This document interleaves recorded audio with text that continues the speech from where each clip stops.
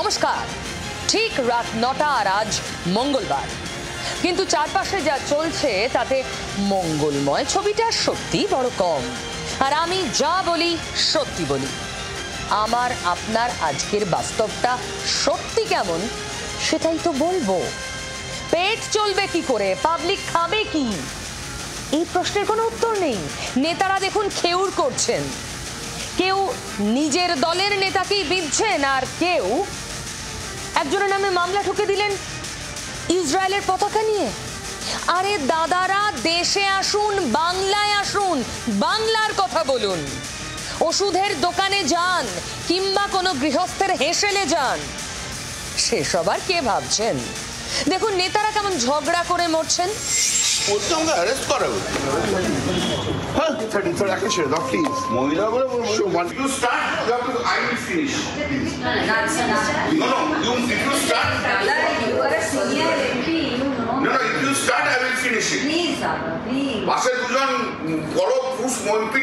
জোর দেখিও না আমার কাছে, কেউ থাকবে না, উনি একা থাকবেন। আমি খুবই দুঃখিত। এইরকম ঘটনা কোথাও ঘটলে আমাদের খুব লজ্জায় পড়তে। দলের ভাবমূর্তি অনেক কারণে নষ্ট হয়। সৌগত রায়ের জন্য তো নষ্ট হয়েছে। সৌগত রায়ের জন্য নষ্ট হয়নি, নারদার টাকা খাওয়ার জন্য সৌগত রায়ের জন্য নষ্ট হয়নি। কল্যাণ কি বললো না বললো তাতে আমার কিছু আসে যায় না। আমি মনে করি ও একটা ব্যর্থ আইনজীবী। আর একদল নেতাকে দেখুন, আকাশ পাতাল এক হয়ে গেলেও তাদের মুখে শুধুই রাম রাম, আর কোনো কথাই নেই। তারা যে কখনো পুজো করেছেন, কখনো লাঠি খেলছেন, ধর্মের নামে মিছিল করছেন, মিটিং করছেন। রামনবমী কবে শেষ হয়ে গেছে? ধর্মের নামে নেতাদের রাজনীতি বন্ধ হয়নি। এমনকি সম্প্রীতির যে সুরে এক সূত্রের ভারত বাঁধা, তাতেও এদের আপত্তি। কিছু কিছু লোক রামনবমীকে সম্প্রীতির বার্তা দিচ্ছেন। আপনি এইসব বোকামি করবেন না। কিছু মুসলমানকে জল আর মিষ্টি দিয়ে পাঠিয়ে দিয়ে সম্প্রীতি করা হচ্ছে, ওই সম্প্রীতির দরকার নেই। আমার নেতাদের কাছে একটাই প্রশ্ন, এই ধর্মের কলে কি বাতাস দিয়ে পকেট আদৌ ভরবে? নেতাদের এই ধর্ম, এই তুতু মেয় আমাকে আপনাকে কি দেবে? পেট চলবে? ঝগড়া ছেড়ে একবার বাস্তবে তাকান, কি চলছে দেখুন। রান্নার গ্যাসের সিলিন্ডার পিছু দাম বাড়লো 50 টাকা। কলকাতায় 879 টাকা হলো একটা সিলিন্ডারের দাম। বাড়তি দামটা গুনতে হবে উজ্জ্বলা যোজনার গ্রাহকদেরও। তাদেরকে একটা সিলিন্ডার কিনতে দিতে হবে 559 টাকা 43 পয়সা। অর্থাৎ যারা আর্থিকভাবে পিছিয়ে থাকা মানুষ, তাদেরও রেহাই নেই। মূল্যবৃদ্ধির খাড়া তাদের উপরেও আছে। সমাধান? এখনো নেতাদের মুখে রাম নাম। আপনারা ভোটের কল কি শুধুই বাতাসে নাড়াবেন দাদা? দেখুন পাবলিক কি বলছে, দেখুন। কিন্তু সাধারণ মানুষের উপর একটু চাপিয়ে দেওয়া হচ্ছে। শুধু মধ্যবিত্ত নয়, গরিব থেকে গরিব আরও যারা, তাদেরও তো অসুবিধা হচ্ছে। মানে এরপর হয়তো ভবিষ্যতে বাড়েও, সেটাও এখানে কিছু কারণে আমরা হাত পা বাঁধা, সেইভাবেই আমাদেরকে মেনে চলতে হবে। অনেকটাই অসুবিধা। 50 টাকা তো কোনো জায়গায় কোনো ক্ষেত্রে স্যালারিও বাড়ে না, কোনো কিছু বাড়ছে না। 50 টাকা মানে একটা মধ্যবিত্ত পরিবারের জন্য অনেক। আমাদের একটা বাজেট থাকে সবার, একটা মধ্যবিত্ত পরিবারের সবার তো খুব বেশি আয় না। সেন্ট্রালে যিনি বসে আছেন তিনি তো কখনোই মধ্যবিত্তর কথা কখনোই ভাবেনি। রান্নার গ্যাস একা নয়, দোসর হয়েছে ওষুধ। গত সপ্তাহে 1 এপ্রিল থেকে এক লাফে ওষুধের দাম কত বেড়েছে? সাধারণ জ্বর সর্দি থেকে ডায়াবেটিস, মাথা ব্যথা, 748টি ওষুধ এখন আগের থেকে দামি। ভাবুন একবার, আমাদের কথা ভাবুন। ঝগড়া ছাড়ুন, খেউর ছাড়ুন, অন্য দেশের পতাকা নিয়ে ভাববেন, সময় আছে। আগে দেশের মানুষের কথা ভাবুন। সেই সব পেনশনভোগীদের কথা ভাবুন যারা জীবনের জমা পুঁজি তাদের একমাত্র সম্বল, অথচ সুগার প্রেসারের ওষুধ ছাড়া একটা দিন চলে না। তারা এখন কি করবেন? হ্যাঁ, ওষুধের দাম বৃদ্ধি নিয়ে মুখ্যমন্ত্রী মমতা বন্দ্যোপাধ্যায় প্রেস কনফারেন্স করে অনেক কথা বলেছিলেন।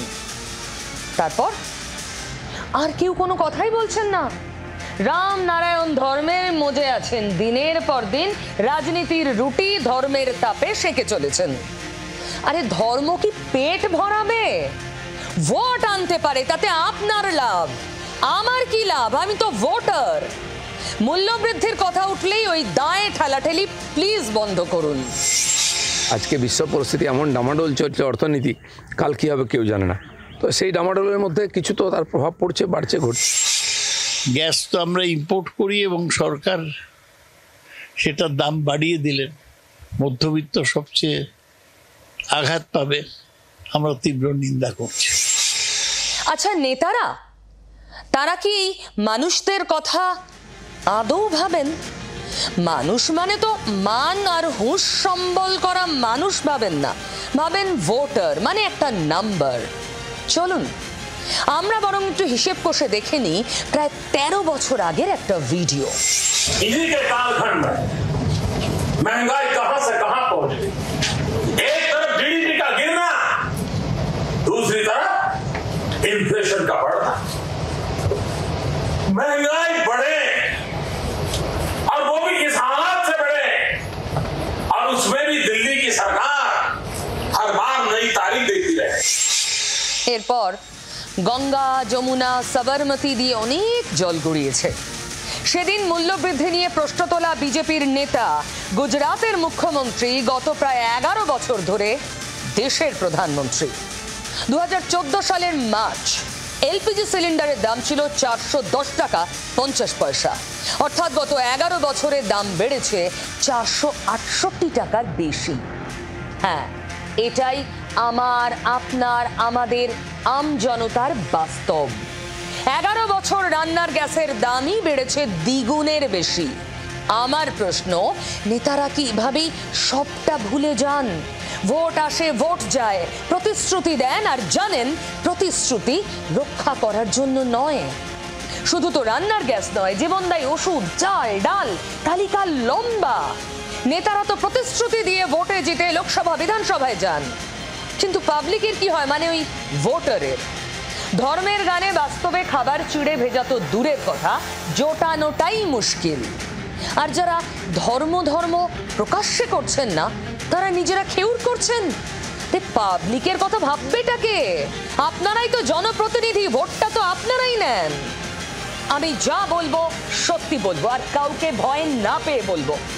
ওই কিছু রাজনৈতিক নেতার মতো হাওয়া গরম করা কথা আমি বলি না, হাওয়ায় কথা আমি ভাসাই না।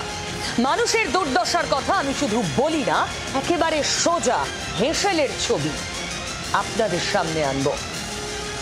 সত্যি একজন গৃহবধূর এই বর্ধিত দামে সংসার চালাতে কতটা কষ্ট হচ্ছে নিজে দেখুন। গ্যাসের দাম বৃদ্ধি পেয়েছে, এটা কতটা সমস্যায় পড়বেন আপনারা? অনেকটাই সমস্যার মধ্যে, কেননা সামান্য আমাদের মধ্যবিত্ত ঘরের মানুষেরা খুবই অসুবিধার মধ্যে পড়তে চলেছি না। হঠাৎ করে 50 টাকা বেড়ে যাওয়া আমাদের পক্ষে খুবই কষ্টকর। এটা এইভাবে হয়তো না খেয়ে থাকতে হবে, কম কম রান্না করতে হবে, বেশি রান্না করলে হয়তো আর চলবে না।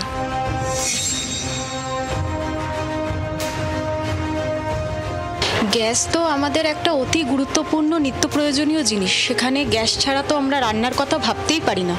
আমাদের রাজ্য সরকার যদিও চাল, গম এগুলো আমাদেরকে ফ্রিতে দেয়, কিন্তু ওগুলো তো আর কাঁচা খাওয়া যায় না। সমস্যায় তো পড়তে হচ্ছে তাহলে আপনাদের। ভীষণভাবেই সমস্যায় পড়তে হচ্ছে। আগে অনেক রকমের পদ রান্না করে খেতাম, এখন আমাদেরকে এক তরকারি ভাত ছাড়া আর কোনো উপায় নেই দেখতে পাচ্ছি। আবারও রান্নার গ্যাসের দাম বৃদ্ধি পেল এবং সেই বৃদ্ধির আঁচ লেগেছে একেবারে গৃহস্থের রান্নাঘরে। দেখা যাচ্ছে যে যারা নিত্য প্রয়োজনীয় জিনিস আনছেন গৃহিণী, প্রত্যেক দিন তাদের এই নিয়ে সংসার, তাদের কিন্তু সমস্যায় পড়তে হচ্ছে। হ্যাঁ, এটাই এখন প্রতি ঘরের কাহিনী। নুন আনতে পান্তা ফুরোনোর দশা। নিরুপায় গৃহকর্ত্রীরা ভাবছেন কম রান্না করে খাবারের পদ কমিয়ে যদি সামাল দেওয়া যায়, কিন্তু সেটাই বা কতদিন?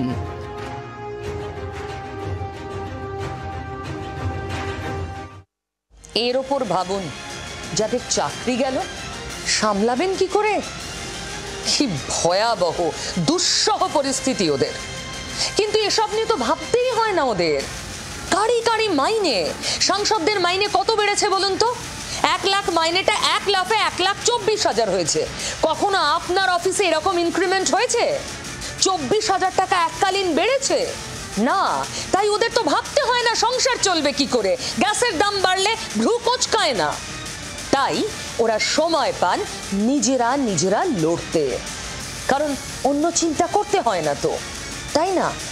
তাই খেউর হয়। বাংলার শাসক দল তৃণমূল কংগ্রেসের অবস্থাটা দেখুন। ঘাসফুলের সংসদীয় দলের অন্দরে একেবারে যুদ্ধই তো। আমনে সামনে দুই সাংসদ। অমিত মালভিয়ার একটা পোস্ট, ভিডিও দেখুন। বলছে আমাকে অ্যারেস্ট করাবে। দেখলেন ঘাসফুলের সংসদীয় দলের অন্দরে কি হাল? আর এমন সুযোগ বিজেপি কখনো হাতছাড়া করে? উঠে পড়ে কোমর বেঁধে লেগেছে বিজেপি। আমি যা বলি সত্যি বলি। পরস্পরের বিরুদ্ধে কাদা ছুড়ছেন দলের দুই সাংসদ। একজন পোড় খাওয়া সাংসদ কল্যাণ ব্যানার্জি, আর অন্যজন অভিজ্ঞ মহিলা সাংসদ, অত্যন্ত বাগ্মী। তাও নির্বাচন কমিশনে দেওয়া স্মারকলিপিতে মহিলা সাংসদের সই না থাকা নিয়ে বিবাদ।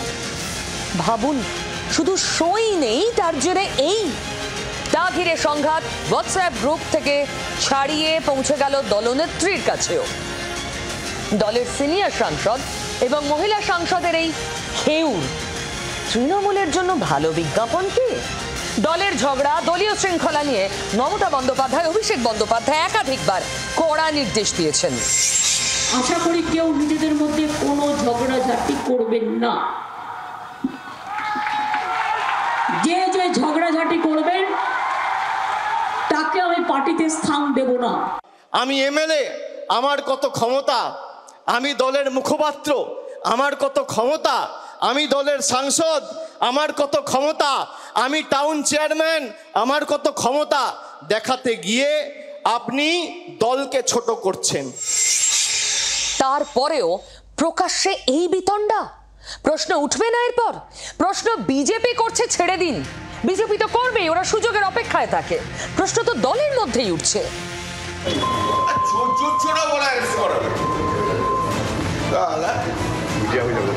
হোক না মিডিয়ায়, আমি তো চাই মিডিয়া হোক। কত বড় অসভ্য আমার দাঁড়িয়ে।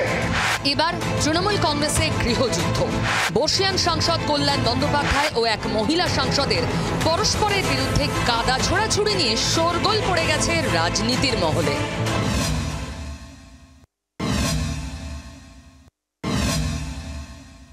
একজন লোকও তৃণমূলের এমপিদের মধ্যে পাওয়া যাবে না যে কল্যাণের পক্ষে। 8 মাস ধরে আমি খাটছি ভাই, তখন তো একটা লোক আসেনি। সৌগত রায়ের মতো পণ্ডিত তো এসে বলেনি কল্যাণ 4টে পয়েন্ট আছে, বলেছে? ওখানে উপস্থিত অন্য দলের এমপিরাও কল্যাণের ব্যবহারের খুব নিন্দা করেন। ব্যঙ্গ করেছিল হাত কেটে গেছে কিনা। সৌগত রায় ওই রকম ধরনেরই লোক।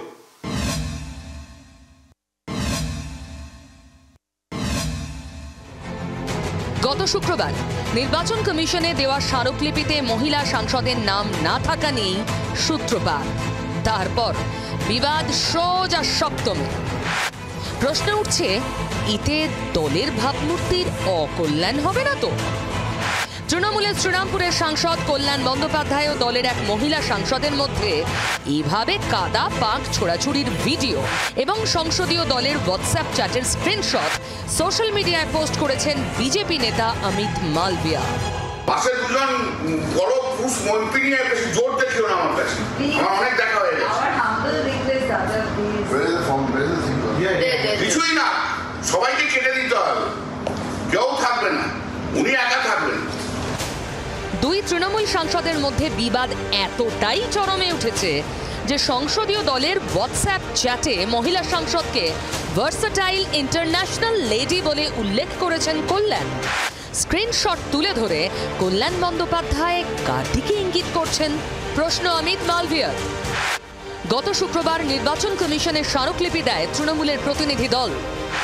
সূত্র বলছে, স্মারকলিপিতে তাঁর নাম না থাকা নিয়ে প্রশ্ন তোলেন মহিলা সাংসদ। গত 11ই মার্চ এপিক ইস্যুতে যে 10 জন কমিশনে গিয়েছিলেন, দ্বিতীয়বার তাঁরাই যাবেন বলে ঠিক হয়। পরে কমিশন জানায় 13 জনের প্রতিনিধি দল যেতে পারবে। সেই সময়ও ওই মহিলা সাংসদকে সই করানো হয়নি বলে অভিযোগ। পরে কয়েকজন সাংসদ যেতে না পারায় অভিযোগকারিণী মহিলা সাংসদের নাম দেওয়া হয়। অভিযোগ, এই নিয়ে মহিলা সাংসদের উদ্দেশ্যে কল্যাণ বন্দ্যোপাধ্যায় কটূক্তি করেন। Then she shouted that যে deliberately আমাকে সিগনেচার করে না, আমার ডোন্ট কোয়ার্ড উইথ মি, আমার সঙ্গে ঝগড়া করো না। Then she was shouting at the top level, I was also shouting, no doubt about it. In the meantime সেই ভদ্রমহিলা দৌড়ে চলে গেলেন, বিএসএফ কে গিয়ে বলছে অ্যারেস্ট। সূত্র বলছে বিবাদ এত দূর গড়ায় যে কল্যাণের বিরুদ্ধে পুলিশে পর্যন্ত অভিযোগ দায়ের করতে চেয়েছিলেন অভিযোগকারিণী মহিলা সাংসদ। যদিও দলের অন্য সাংসদদের হস্তক্ষেপে বিষয়টি পুলিশ পর্যন্ত যায়নি। কল্যাণদার সিনিয়র নেতা, দক্ষ আইনজীবী, দীর্ঘদিনের সাংসদ, এবং কোনো কারণে তিনি রুষ্ট হয়েছেন। সেখানে আবার দেখবেন সবাই একসঙ্গে আছে, কোনো ইস্যুতে একটু হয়তো একটা রাগারাগি হয়েছে। সব মিলিয়ে দুই সাংসদের বেনজির সংঘাত এবং তা ঘিরে ঘাস ফুলে ঘরোয়া যুদ্ধ দলের ভাবমূর্তির জন্য খুব একটা ভালো নয়।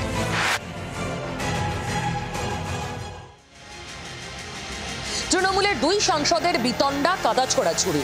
তাদের একজন মহিলা, কল্যাণ বন্দ্যোপাধ্যায়ের বিরুদ্ধে যাকে কটূক্তির অভিযোগ উঠেছে।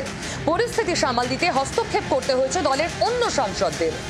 দিল্লিতে বঙ্গের শাসক দলের অন্দরের গৃহযুদ্ধ লুফে নিতে প্রথমেই আসরে নামে বিজেপি।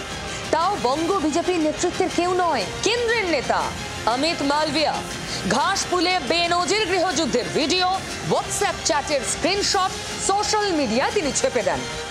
অমিত মালভিয়ার সোশ্যাল মিডিয়া পোস্টে শুরু হয়েছে যুযুধান তৃণমূল বিজেপির বাগযুদ্ধ। তৃণমূলের তরফে গেরুয়া শিবিরের দিকে পাল্টা তোপ ধেয়ে আসাই শুধু নয়, জোড়াফুল শিবিরকে নিশানায় বিজেপি নেতাদের মধ্যেও মতের ফারাক সামনে এসেছে। তৃণমূলে গৃহযুদ্ধ কোন পর্যায়ে পৌঁছেছে ভালো করে দেখুন। আজকে তাদের ভেতরে কি নোংরামো চলছে, আজকে সেটা রাস্তার ওপরে এসে দাঁড়িয়েছে। একজন সিনিয়র সাংসদ আরেকজন সিনিয়র সাংসদকে কথা বলছেন, একজন মহিলাকে বলছেন। এইটা ভিডিওটা আমাদেরই একজন এমপি, যে বাইরে থেকে এসছে, আমাদের প্রদেশের নয়, সেই বাইরের প্রদেশের এমপি সে ভিডিওটা করে বাজারে ছেড়ে দিয়েছে। কীর্তি আজাদে কীর্তিও আছে, এবার উনি একটু চিরকালই আজাদ প্রকৃতির, তো সেই জন্য স্বাভাবিকভাবেই একটু গন্ডগোল হয়েছে। আর আমাদের কল্যাণ ব্যানার্জির মধ্যে বীর রসের আধিক্য আছে, তবে স্পষ্ট কথায় কষ্ট নেই, যা বলেছেন স্পষ্ট বলেছেন। কল্যাণ ব্যানার্জি ভাঁট বকে, এটা সবাই জানি আমরা। কল্যাণ ব্যানার্জি মুখ খারাপ আছে, সবাই জানে। কিন্তু কল্যাণ ব্যানার্জি যার দিকে ইঙ্গিত করে বলছে, এটার মধ্যে কোনো ভুল নেই। যে মহিলার ব্যাপারে বলছে, সে মহিলাটা কিন্তু বাংলার বদনাম হয়ে যায় ওনাকে দেখে। আমি সাংসদ হিসেবে লক্ষ্য করেছি মহুয়া মৈত্র অত্যন্ত ওয়েল প্রিপেয়ার্ড হয়ে সংসদে আসেন এবং যে বক্তব্যটা রাখেন সেটা কল্যাণ ব্যানার্জির চেয়ে অনেক চোখা এবং অনেক পাণ্ডিত্যপূর্ণ বক্তব্য। ব্যাপারটা একেবারে শীর্ষস্তর পর্যন্ত গেছে, মমতা বন্দ্যোপাধ্যায় অবধি। তিনি এখনো কোনো অফিসিয়াল রিয়াকশন দেননি, কিন্তু আমি নিশ্চিত তিনি কড়া হাতে দমন করবেন এই পরিস্থিতি। এই যে ঘরে বাইরে গৃহদাহ, না না, আমি রবীন্দ্রনাথ কিংবা শরৎচন্দ্র চট্টোপাধ্যায়ের দুটো কালজয়ী উপন্যাসের কথা বলছি না, আমি বলছি তৃণমূল কংগ্রেসের কথা। বন্ধ ঘরে সাংসদদের কাদা ছোড়াছুড়ি দেখলাম, এবার কর্মীদের মারামারি বাইরে রাস্তায়, তাও আবার কলকাতা শহরের বুকে। সরকারি জল প্রকল্পের উদ্বোধনে কোন মঞ্চে উঠবেন মেয়র আর ডেপুটি মেয়র, তাই নিয়ে সোমবার বাঁধল তুমুল গোলমাল। দেখুন তো, এদের সংঘাত দেখে কে বলবেন এরা একই দল করেন? এমন মারামারি যে মাথাও ফাটে এক তৃণমূল কর্মীর। এই অবস্থায় এক মঞ্চ থেকে অন্য মঞ্চে উঠতে হয় ফিরহাদ হাকিমকে। আর সবচেয়ে দুর্ভাগ্যের কি জানেন, ফিরহাদ হাকিম মঞ্চে বসে রয়েছেন, তার সামনে হুঁশই নেই নেতাদের, মানে নিচু স্তরের নেতা কর্মীদের। তারা দিব্যি মারামারি করছেন, আর তা বসে বসে অসহায়ের মতো প্রত্যক্ষ করতে হচ্ছে ফিরহাদ হাকিমকে, রাজ্য মন্ত্রিসভার ২ নম্বর নেতাকে। দমদমের ছবি নিয়ে বিড়ম্বনায় তৃণমূল নেতৃত্বের একাংশ। শুনুন কি বলছেন প্রবীণ সাংসদ সৌগত রায়। 2 নম্বর ওয়ার্ডের কাউন্সিলরের সঙ্গে 1 নম্বর ওয়ার্ডের যারা তৃণমূল কর্মী তাদের মারামারি হয়েছে প্রকাশ্য, স্টেজের ওপরে কিছু লোক আহত হয়েছে। এই যে গায়ের জোরে নিজেকে অ্যাসার্ট করার রাস্তা, আমি এর তীব্র বিরোধী। এ ব্যাপারে দলের আরও কঠোর ব্যবস্থা নিতে হবে, কোনো সন্দেহ নেই। তৃণমূল সাংসদের আকচাকটির ছবি পোস্ট করে বিজেপি এখানেও কটাক্ষ করেছে। দমদম 7 ট্যাঙ্ক এলাকা নিয়েও তারা চুপ নেই। টিএমসির লোকেরা রোজ মাথা ফাটায়, রোজ গুলি চালায়, এটা নতুন কিছু না। যদুবংশ শেষের দিকে যাচ্ছে, এটা বুঝতে পারছেন। দমদমের ঘটনা তৃণমূলে নতুন কিছু নয়। বীরভূম থেকে বাসন্তী এমন ছবি আমরা বারবার দেখেছি। এই কল্যাণ বন্দ্যোপাধ্যায়, যার মুখে কোনো আগল নেই, যিনি যে কোনো ভাষা যা ইচ্ছা বলে দলেরই নিজের সতীর্থদের আক্রমণ করছেন, তার ওপরেই গুরু দায়িত্ব দিয়েছেন স্বয়ং সুপ্রিমো মমতা বন্দ্যোপাধ্যায়। এই যে 26,000 চাকরি গেল, তার জন্য যে লিগ্যাল টিম রাজ্য তৈরি করেছে আইনি লড়াইয়ের, সেখানে অন্যতম নাম তৃণমূলের কল্যাণ বন্দ্যোপাধ্যায়। কতটা দায়িত্ব একবার ভাবুন, তার এই ভাষা। তবে সুপ্রিম কোর্টে আজ সুপার স্বস্তি পেয়েছে এ রাজ্যের সরকার। রাজ্য মন্ত্রিসভা পেয়েছে বলা যায়। প্রায় 26,000 চাকরি বাতিলের তোলপাড় হচ্ছে এখন। এর মধ্যেই রাজ্যের তৈরি সুপার নিউমেরারি পোস্ট বা অতিরিক্ত শূন্য পদ নিয়ে মামলার সুপ্রিম কোর্টের শুনানির দিকে সবাই তাকিয়েছিলাম। কটা দিন আগেই সর্বোচ্চ আদালত 25,752 জনের চাকরি বাতিলের রায় দিয়েছে। ফলে সুপার নিউমেরারি পোস্ট তৈরির মামলায় কি হয় তা নিয়ে কৌতূহল ছিলই, কারণ ওই প্রায় 26,000 চাকরি নিয়ে বিজেপি সহ বিরোধীরা উঠে পড়ে লেগেছে এই সরকারের জন্যই হলো এটা প্রমাণ করতে। সেই সঙ্গে যদি সুপ্রিম কোর্ট থেকে সুপার নিউমেরারির তদন্তে সায় আসতো, সোনায় সোহাগা যাকে বলে, গোটা ক্যাবিনেট তখন তদন্তের আওতায় চলে আসতো। কিন্তু কলকাতা হাইকোর্টের সিবিআই তদন্তের নির্দেশ খারিজ করে দিল supreme court. Super numerary post বা অতিরিক্ত শূন্য পদ মন্ত্রিসভার সিদ্ধান্তেই তৈরি হয়েছিল, তাই মন্ত্রিসভার সদস্যদের সিবিআই জিজ্ঞাসাবাদেও ছাড়পত্র দেয় হাইকোর্টের ডিভিশন বেঞ্চ। দেশের সর্বোচ্চ আদালত সিবিআই তদন্ত খারিজ করায় রাজ্য মন্ত্রিসভার কোনো সন্দেহ নেই বড় স্বস্তি। তবে এখানেই শেষ নয়। রাজ্য মন্ত্রিসভার সুপার স্বস্তিতে প্রশ্ন, সুপ্রিম নির্দেশ কি?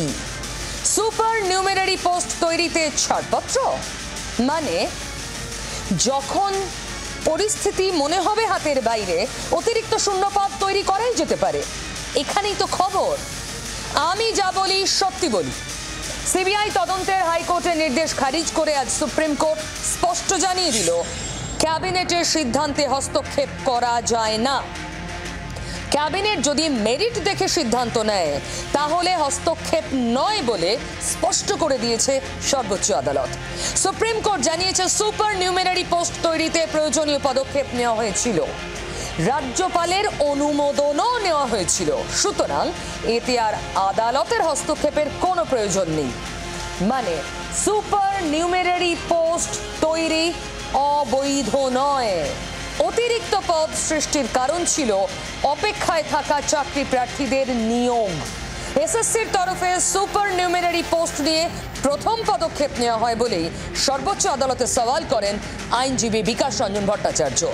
সুপ্রিম কোর্ট জানিয়ে দেয়, ক্যাবিনেটের এখতিয়ার আছে রুল জারি করার। ক্যাবিনেটের নেওয়া সিদ্ধান্তের বিরুদ্ধে সিবিআই তদন্ত কেন হবে? বিকাশ ভট্টাচার্যের উদ্দেশ্যে প্রশ্ন প্রধান বিচারপতির। সিবিআই তদন্ত নিয়ে হাইকোর্টের ভূমিকা যুক্তিসঙ্গত নয় বলেই জানিয়ে দিয়েছে সুপ্রিম কোর্ট। ক্যাবিনেটের ক্ষমতা আছে কন্ডিশন রিল্যাক্স করার, সুপারনিউমারি পোস্টও তৈরি করতে পারে। আর এটাতে হাইকোর্ট কি করে ক্রিমিনাল ইনভেস্টিগেশনের অর্ডার দিতে পারে? এর মধ্যে ক্রিমিনালিটি কি রয়েছে? সুপ্রিম নির্দেশ এবং পর্যবেক্ষণে ভবিষ্যতে প্রয়োজনে এই অতিরিক্ত শূন্য পদ নিয়ে চর্চা শুরু হলো।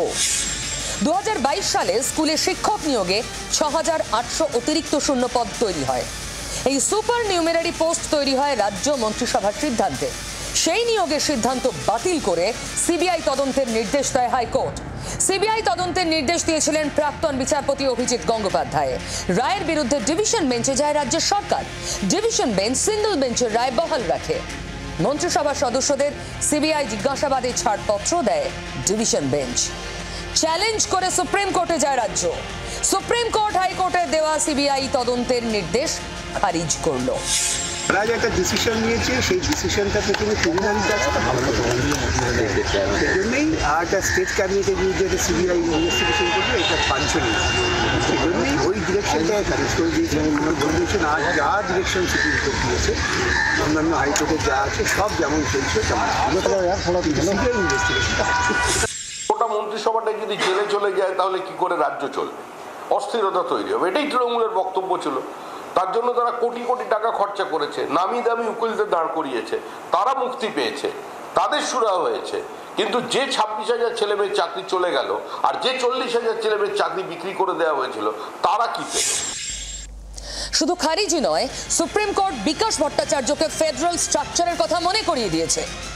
কারণ কেন্দ্রের অ্যাপয়েন্ট করা রাজ্যপাল অনুমোদন দিয়েছেন মন্ত্রিসভার এই অতিরিক্ত শূন্য পদের সিদ্ধান্তে।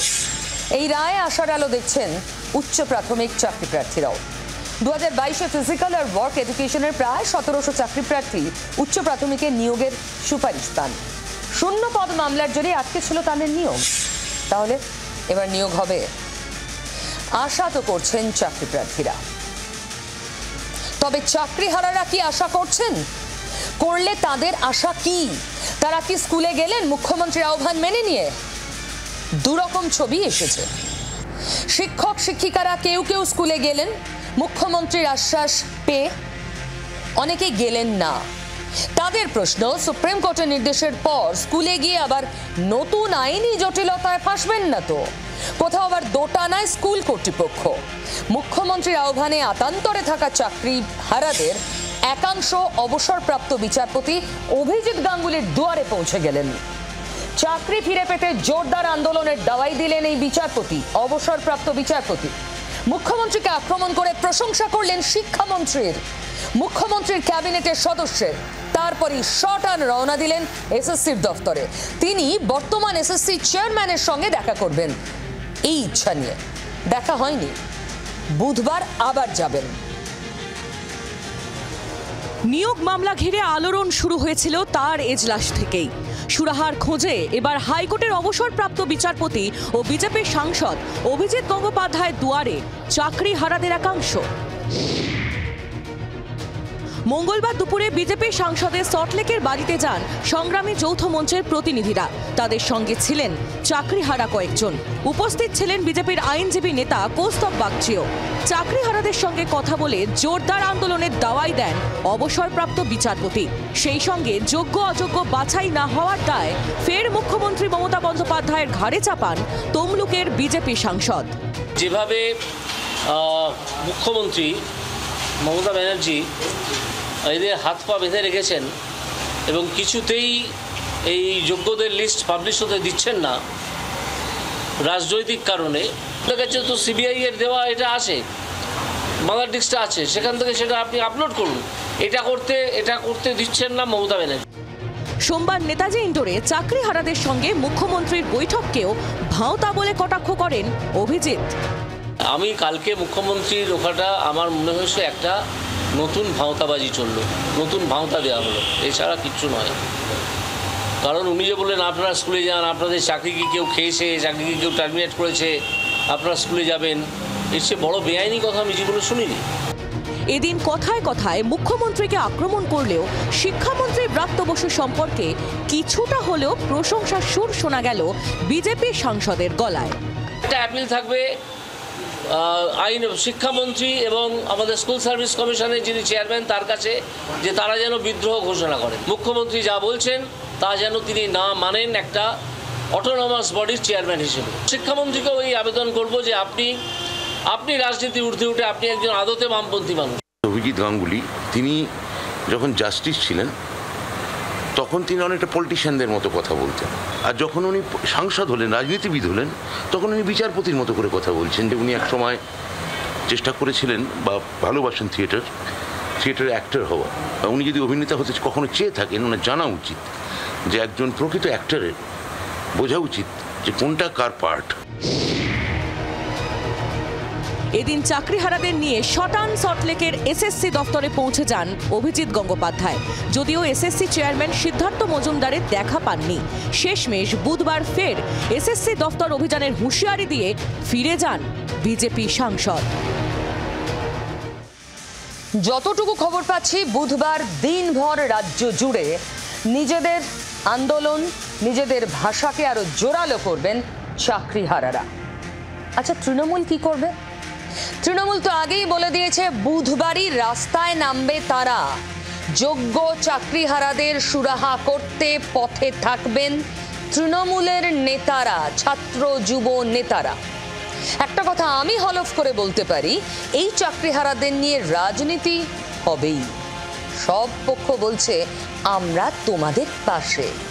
নেতাদের তুষ্ট করার দায় আমার নেই, তাই এই অপ্রিয় সত্যটা বলেই ফেলছি। নিয়োগ দুর্নীতির অভিযোগে বিরোধী বাম বিজেপি তো কম সুর চড়ায়নি, তবে আদালতের রায়ের পর প্রথম থেকেই আসরে তৃণমূল। দলের অন্য কোনো নেতা নন, খোদ রাজ্যের মুখ্যমন্ত্রী মমতা বন্দ্যোপাধ্যায়। রায় বেরোনোর পরেই হোক বা নেতাজি ইন্ডোরে চাকরিহারাদের নিয়ে সভা, বারবার মমতা বোঝাতে চেয়েছেন তিনি তার দল এই অসহায়দের পাশে। আমি বেঁচে থাকাকালীন যোগ্য প্রার্থীদের কারো চাকরি কেড়ে নিতে দেব না। It is my commitment. প্রশাসনিকভাবে পাশে থাকার বার্তা দিচ্ছেন মুখ্যমন্ত্রী। অন্যদিকে পথে নামছে দলের ছাত্র যুব সংগঠন। বুধবার কলকাতার কলেজ স্কোয়ারে মিছিল, শুক্রবার মিছিল হবে জেলায় জেলায়, একেবারে ব্লক স্তরে। চাকরি খাওয়ার পলিটিক্সটা করছে বামরাম, তো সেই কারণেই ছাত্র যুব পুরোদস্তুর 9 তারিখ কলকাতায়, 11 তারিখ সারা রাজ্যে তারা রাজপথে থাকবে, যাতে দ্রুত এদের সমাধানের প্রসেসটা চলে, কোনো দেরি না হয়, সেটা মাননীয় মুখ্যমন্ত্রী সেটা দেখছে। আর ঠিক এখানেই আমার মনে হচ্ছে কতগুলো অন্য কথা। এই যে তৃণমূল তড়িঘড়ি করে, ধরুন মুখ্যমন্ত্রী যেদিন রায় বেরোলো সেদিনই দীর্ঘ সাংবাদিক বৈঠক করলেন। মুখ্যমন্ত্রী নিজে ওই চাকরিহারাদের সঙ্গে দেখা করলেন, তাদের কথা শুনলেন, তাদের বলার সুযোগ দিলেন। আবার দলের ছাত্র যুবরা দ্রুত রাস্তায় নামছে। এই পুরোটাই কি আরজি কর থেকে শিখে? আরজি কর থেকে শিক্ষা নিয়ে তৃণমূল এবার অনেক বেশি সতর্ক, অনেক বেশি কৌশলী। আরজি করের ক্ষেত্রে প্রশাসনিক স্তরে ব্যবস্থা নিলেও তৃণমূল রাজনৈতিকভাবে বিষয়টির অভিঘাত বুঝতে অনেক দেরি করেছে। এবার কিন্তু তৃণমূল দল হিসেবে, সরকারি দল হিসেবে অনেক বেশি সতর্ক এবং অনেক বেশি আগে থেকে ব্যবস্থা নিচ্ছে। আরজি কর আন্দোলন, কর্মক্ষেত্রে ধর্ষিত হয়ে খুন হওয়া চিকিৎসকের বিচারের দাবিতে বাংলা যেভাবে গর্জে উঠেছিল, 14ই আগস্টের রাতটা মনে পড়ে। নজিরবিহীন শব্দ দুটো যথেষ্ট নয় ওই রাতকে ব্যাখ্যা করতে। রাজনীতির পতাকা দূরে রেখে দিনের পর দিন বিচারের দাবিতে পথে বসেছিলেন জুনিয়র চিকিৎসকরা, আর তাদের পাশে দাঁড়িয়েছিলেন আম জনতা। সিঙ্গুর, নন্দীগ্রাম আন্দোলনের সঙ্গে তুলনা এসেছিল। 2011-র পর প্রথম কোনো ঘটনা এবং কোনো ইস্যু যা সত্যি ভয়ে ধরানো ছিল এই সরকারের কাছে।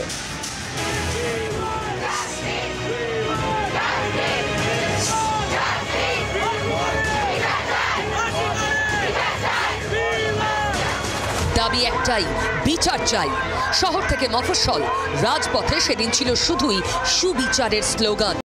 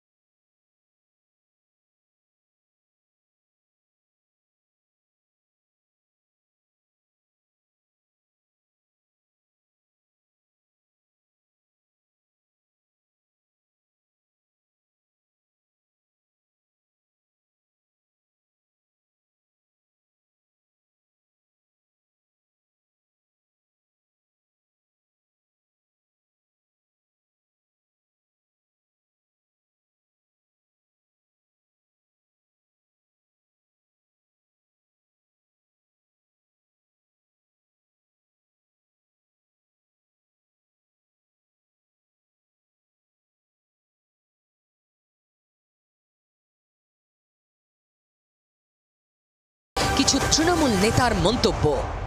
গোটাটা বাম এবং অতি বামের কয়েকশো লোক, জনসমুদ্র নয় জনপুকুর, জনসমুদ্র নয় জনপুকুর এবং ছোট টাইপের পুকুর, তারা কিছু বিশৃঙ্খলা তৈরির চেষ্টা করেছে। সংগঠিতভাবে সেখানে সিপিএমের নেতা নেত্রীরা ছিলেন। নবান্নে দফায় দফায় বৈঠকে জট কাটেনি। শেষ পর্যন্ত 21 অক্টোবর নবান্নে জুনিয়র চিকিৎসকদের সঙ্গে মুখ্যমন্ত্রীর বৈঠকে জট কাটে। প্রত্যাহার করা হয় অনশন। 162 দিন পর ধৃত সঞ্জয় রায়কে দোষী সাব্যস্ত করে শিয়ালদা আদালত। এই 4 মাসে সেভাবে তো দেখা যায়নি তৃণমূলকে। দেখুন, মমতা ব্যানার্জির অতি বড় সমালোচকও এক কথায় বলবেন, আরজিকর পর্বে যে অবস্থা তৈরি হয়েছিল, মমতা ব্যানার্জি একমাত্র নিজের কারিশমায় সেখান থেকে পরিস্থিতি ঘুরিয়েছিলেন নিজের দিকে, লাইমলাইট টেনেছিলেন নিজের দিকে। অতি বড় সমালোচকও স্বীকার করবেন। তবে তৃণমূল অনেক বেশি সতর্ক। আর কোনো আরজিকর হতে দেওয়া যাবে না, মানে আরজিকরের মতো পরিস্থিতি হতে দেওয়া যাবে না ভোটের আগে। 26 বেশি দূর নয়। পরিস্থিতি যদি আবার একরকম হয়, কন্ট্রোল করা যাবে না। তাই বোধহয় আরজিকরের 162 দিন থেকে শিক্ষা নিয়েই তৃণমূল এই কৌশলগুলো নিচ্ছে। 26,000 চাকরি বাতিলের মতো বিরাট একটা ঘটনা, তবে এখনো পর্যন্ত আলটপকা মন্তব্য কোনো নেতা করেননি। ভেবে দেখুন, আরজিকরের সময় নেতারা কিভাবে ডাক্তারদের বিরুদ্ধে বেলাগাম মুখ খুলেছিলেন। এক্ষেত্রে কেউ নয়, মাঠে নেমে সবটা সামলাচ্ছেন একা এবং একমাত্র মমতা ব্যানার্জি। কৌশল। নেতাজি ইন্ডোরের বৈঠকে চাকরি হারাদের সার্ভিস ব্রেক না হওয়ার মতো আশ্বাস দিচ্ছেন রাজ্যের প্রশাসনিক প্রধান। ভলেন্টারিলি সার্ভিস কিন্তু সবাই দিতে পারে, সেখানে কিন্তু আটকাবার কোনো জায়গা নেই কারো। কেন আপনারা ভলেন্টারিলি করবেন? তার কারণ আমাদের সুপ্রিম কোর্টে ক্লারিফিকেশনের জন্য যেতে হচ্ছে বলে আইন মোতাবেক আমরা চাই আইন আপনাদের সুরাহা করুক। প্রায় 26,000 শিক্ষক শিক্ষাকর্মী তো শুধু একা নন, রয়েছে তাদের পরিবার। একসঙ্গেই লক্ষাধিক মানুষকে অ্যাড্রেস করছে তৃণমূল সতর্ক হয়ে। রাজনীতির বোদ্ধারা বলছেন এর অভিঘাত অনেক বেশি, কারণ জেলার ছেলে মেয়েদের সরাসরি সম্পর্ক এই চাকরিগুলোর সঙ্গে। আরজিকর ছিল শহর ভিত্তিক ইস্যু। দেখুন, আরজিকরের ঘটনা ছিল নারী সুরক্ষার বিষয়। আরজিকরের ঘটনা ছিল কর্মক্ষেত্রে একজন মহিলাকে ধর্ষণ করে খুন করার বিষয়। আর এটা চাকরির বিষয়। একটা চাকরি একটা পরিবারের জন্য একটা পুরো সময়ের সম্পদ। আরজিকর শহর কেন্দ্রিক একটি ঘটনা, কিন্তু চাকরি যাওয়া প্রভাব সারা রাজ্যে থাকতে পারে আশঙ্কা করছে তৃণমূল কংগ্রেস। তৃণমূল কংগ্রেস মনে করছে 26,000 লোকের চাকরি গেলেও তাদের পরিবার এবং রাজ্য জুড়ে এর একটা ইম্প্যাক্ট পড়েছে। তাই ষড়যন্ত্র যে হয়েছে এই অভিযোগ করেছেন দলনেত্রী মমতা বন্দ্যোপাধ্যায়। শুধু অভিযোগ নয়, এই অভিযোগে সরাসরি রাস্তায় নেমে বিরোধীদের মুখোশ খুলে দেওয়ার জন্য তৈরি হচ্ছে তৃণমূল কংগ্রেস। গ্রাম বলেই কেন তৃণমূল এত উদ্যম, সেই ব্যাখ্যাও দিচ্ছেন রাজনীতির বিশ্লেষকরা। তারা কিন্তু সামনে দেখছেন স্পষ্ট ভোটের অঙ্ক। যাদের চাকরি গেছে, আমি খুব বিনীতভাবে এটা মনে করাবো, তাদের মধ্যে বড় অংশ প্রান্তিক মানুষ, অর্থাৎ মুসলিম সম্প্রদায়, দলিত সম্প্রদায়, যারা ট্র্যাডিশনালি তৃণমূলের ভোট ব্যাংক। ফলে চাকরির ক্ষেত্রে তৃণমূলকে অনেক সতর্কভাবে পা ফেলতে হচ্ছে। মোদ্দা কথা হলো, তৃণমূলও বলছে আর নয় আরজিকর, আর সামলানো কঠিন হবে। স্লোগান দিয়েছিলেন আরজিকরের আন্দোলনকারীরা। সব দেখে শুনে তৃণমূল সুযোগ আর ছাড়বে না। একটু আগে তৃণমূলের ঘরের কোন্দল দেখাচ্ছিলাম, এই নোংরা অশান্তি। ভাববেন অশান্তি শুধু শাসকের ঘরে? আরে এই অশান্তি কি বলবেন, ছাগল চুহার গল্প থানা পর্যন্ত গড়িয়ে গেছে, এফআইআর হয়ে গেছে। অর্জুন বনাম শ্যাম, সেখানে আবার ইসরায়েলি পতাকা ঢুকে গেছে। রামনবমীতে ইসরায়েলি পতাকা হাতে অর্জুন, আর তা নিয়ে থানায় নালিশ ঠুকলেন তৃণমূল বিধায়ক। ইসরায়েল তো ভারতের বন্ধু দেশ, পতাকা হাতে নেওয়ায় অন্যায় নেই, পাল্টা অর্জুনের। আচ্ছা, আমাদের দেশে ছেড়ে দিন, আমাদের বাংলায় ইস্যু কি কম পড়েছে? ইসরায়েলের পতাকা নিয়ে থানায় ছুটলেন। আমরা কি খাচ্ছি, কি পড়ছি, শান্তিতে আছে কিনা, বাংলার মানুষের কি দরকার একটু ভাবুন। ইসরায়েলের পতাকা হবে, পরে হবে, বাংলাটা আগে বাঁচুক। সোমনাথ নামের কথা ছাড়ুন, মানে ও কি বলা যাবে, শেরকে শিকার করার জন্য ও ছাগল বাঁধতে হয় না, ওকে তৃণমূল ছাগল মেরে দিয়েছে। তো ছাগল আছে আমার শিকার করার জন্য, ছাগল থোড়ে শেরের শিকার করে। অর্জুন সিং ওই যে নিজে বলেছে বাঘ, সেরকম কোনো কিছু নয়, ও তো চুহা আছে, চুহা। আমি ওকে বলেছি ছোট লেংটি চুহা আছে। কয়েকদিন আগেই ইঁদুর বনাম ছাগল তরজা জমেছিল দুই নেতার মধ্যে। জগদ্দলের তৃণমূল বিধায়ককে ছাগল বলে কটাক্ষ করেন বিজেপি নেতা অর্জুন সিং, আর পাল্টা অর্জুনকে ইঁদুর বলে আক্রমণ করেন সোমনাথ শাহ। তার রেশ কাটতে না কাটতেই আবারও শাসক বিরোধী দুই নেতার বাকযুদ্ধ, আর এবার তরজার কেন্দ্রে ইসরায়েল। বিতর্কের সূত্রপাত রামনবমীর দিন।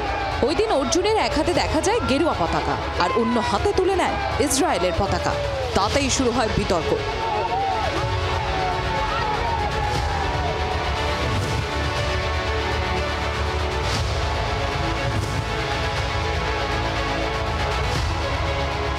শুধু বিতর্কই নয়, রীতিমতো ভাটপাড়া থানায় গিয়ে লিখিত অভিযোগ দায়ের করেন সোমনাথ শাহ।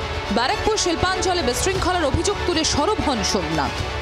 তিনি কি মনে করতে চাইছেন এই পতাকাটা দেখে? এটা মানে হলো আজকে দিনে ইসরায়েলের পতাকা দেখাচ্ছেন, কালকে অন্য দেশের পতাকা দেখাবেন, এটাতে ভারতের সংস্কৃতি নষ্ট হচ্ছে। ওনার উদ্দেশ্য ছিল যে এখানে কোনো রকম ভাবে একটা ধার্মিক দ্বন্দ্ব তৈরি করে একটা ঝগড়া লাগানো। পতাকা নেয়ার কথা স্বীকার করে অর্জুনের পাল্টা প্রশ্ন, ইসরায়েল ভারতের বন্ধু দেশ, আর সেই দেশের পতাকা হাতে নিলে অন্যায়ের কি আছে?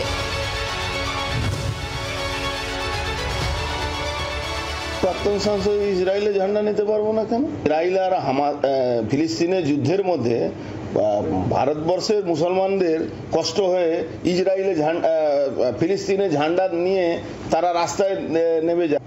ইসরায়েলিরা হিন্দুদেরকে সমর্থন করে। অর্জুন সোমনাথের এই দ্বন্দ্বে রাজ্য রাজনীতিতেও চাপান উত্তর চরমে। সম্প্রতি জগদ্দলে গুলিকাণ্ডে দুই নেতার সংঘাত চরমে উঠেছিল, আর তারপর এবার ইসরায়েলি পতাকা ঘিরেও ব্যারাকপুর শিল্পাঞ্চলে দুই নেতার সংঘাত তুঙ্গে।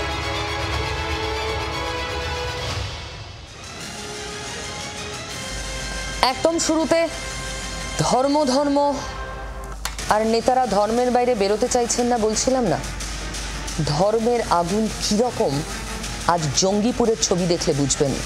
দেখুন, জঙ্গিপুরে আগুন জ্বলছে, অশান্তির আগুন, আর এই অশান্তির কেন্দ্রে ওয়াকফ বিল, ওয়াকফ আইনের প্রতিবাদে জঙ্গিপুর অশান্ত।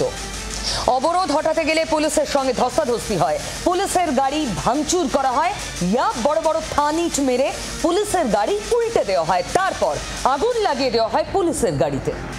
আচ্ছা, আপনি বলুন, ওয়াকফ যে বিল সংশোধন হবে, নতুন করে আইন হবে, সেটা কি এই রাজ্যের পুলিশ ঠিক করেছে? তারা আদৌ জানে ওয়াকফের এই সংশোধনীতে কি রয়েছে? সে তো সংসদে পাশ হয়ে গেছে, কিন্তু তার আঁচ এসে পড়ছে গ্রাম বাংলায়, যার শিকার হতে হচ্ছে পুলিশকে।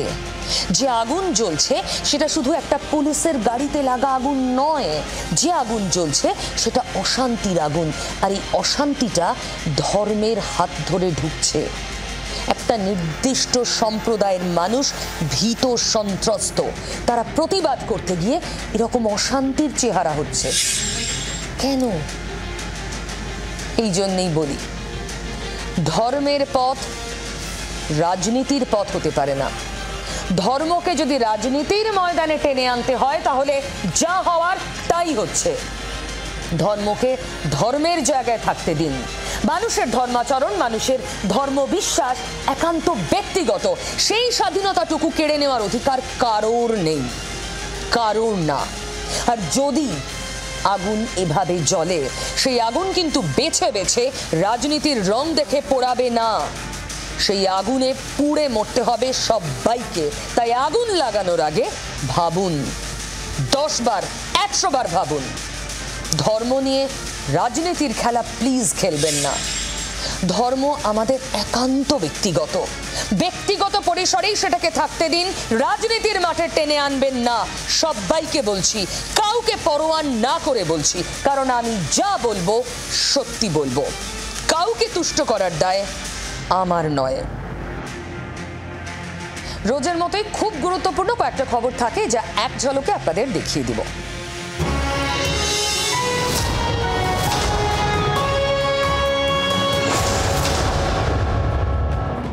ফের আক্রান্ত উর্দি, জঙ্গিপুরে ধুন্ধুমার। ওয়াকফ আইনের প্রতিবাদ, জঙ্গিপুরে অবরোধ, পুলিশের গাড়িতে আগুন, কেন্দ্রীয় বাহিনী মোতায়েনের দাবি শুভেন্দুর। তৃণমূলের সংসদীয় দলে অন্দরে বিতর্ক, মহিলা সাংসদের উদ্দেশ্যে কটূক্তির অভিযোগ, ক্ষোভে হোয়াটসঅ্যাপ গ্রুপ ছাড়লেন মহিলা সাংসদ, বিতর্কিত ছবি ভিডিও পোস্ট অমিত মালব্যর।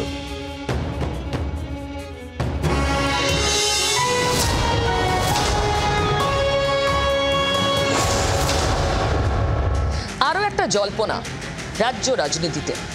26-এর আগে তৃণমূল তো সব দিক আটঘাট বেঁধে তবে মাঠে নামছে, এবং অনেকেই মনে করছেন তৃণমূলকে পছন্দ করুন বা না করুন, তৃণমূল গুছিয়ে নিতে বিজেপির থেকে অনেক এগিয়ে রয়েছে। কিন্তু বিজেপির অন্দরে কি খবর রয়েছে? সংসদে ওয়াকফ বিল পাশ হলো, শেষে বাজেট অধিবেশন হয়ে গেল, এবার ঘর গোছানোর দিকে বিজেপিও নজর দিচ্ছে। আর দিন দশকের মধ্যে জেপি নাড্ডা, বিজেপির সর্বভারতীয় সভাপতির উত্তরসূরি বেছে নিতে চাইছে বিজেপি।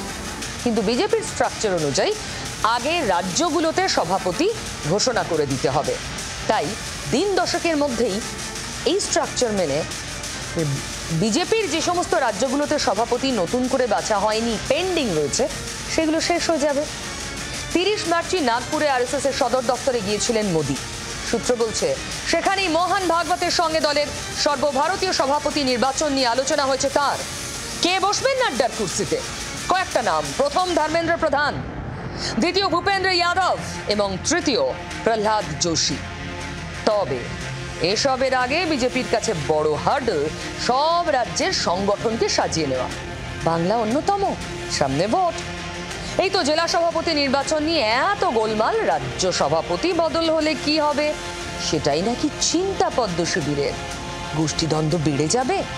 তাহলে কি বিধানসভা ভোট পর্যন্ত থেকে যাবেন সুকান্ত মজুমদার? বিজেপির একেবারে অন্দর কি বাত, শুনুন আমার কাছে। বঙ্গ বিজেপিতে সভাপতি নির্বাচন নিয়ে কেন্দ্রীয় নেতৃত্বের মধ্যেই দ্বিমত বলে জানা যাচ্ছে।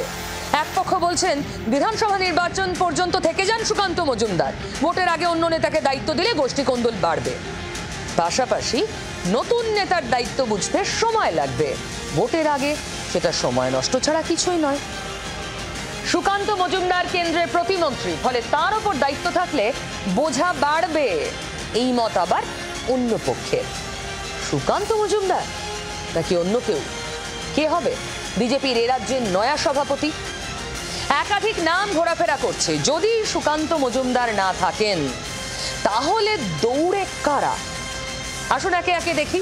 প্রথম শ্রমিক ভট্টাচার্য, দ্বিতীয় জ্যোতির্ময় সিং মাহাতো এবং অগ্নিমিত্রা পাল তৃতীয় নাম।